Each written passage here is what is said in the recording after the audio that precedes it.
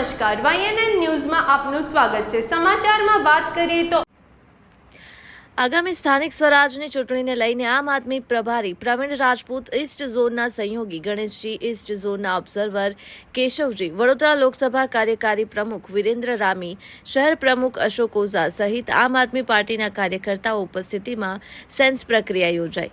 વડોદરા શહેર તથા જિલ્લાના તમામે તમામ વોર્ડ, ઝોન, જિલ્લા પંચાયત અને તાલુકા પંચાયત ઇલેક્શન લડવાના ઈચ્છુક ઉમેદવાર મોટી સંખ્યામાં સર્કિટ હાઉસ ખાતે દાવેદારી નોંધાવી હતી।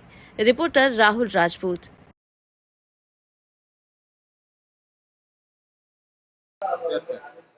ગુજરાતની અંદર આગામી દિવસોની અંદર તાલુકા પંચાયત, જિલ્લા પંચાયત, નગરપાલિકા, મહાનગરપાલિકાની ચૂંટણીઓ આવી રહી છે, ત્યારે આમ આદમી પાર્ટી વડોદરા લોકસભાની અંદર આવતી 7 વિધાનસભાઓની અંદર આજે ઉમેદવારોના સેન્સની પ્રક્રિયા ચાલી રહી છે।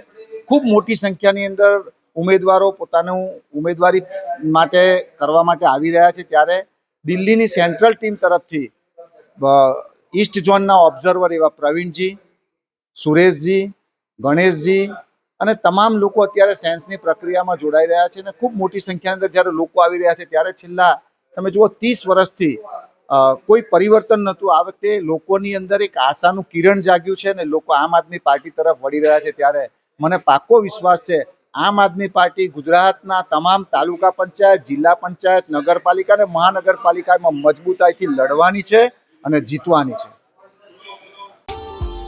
Subscribe now and press the bell icon. Never miss an update.